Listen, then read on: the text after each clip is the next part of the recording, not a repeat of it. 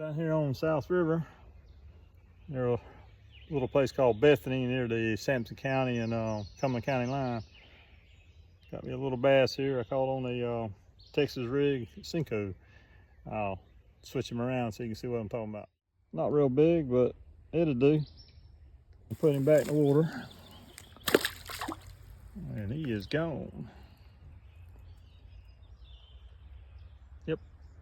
Well, actually, he's sitting right there. Let's see if I can get him to move.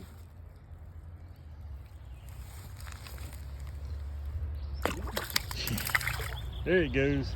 Caught a little decent mud chug on the same worm.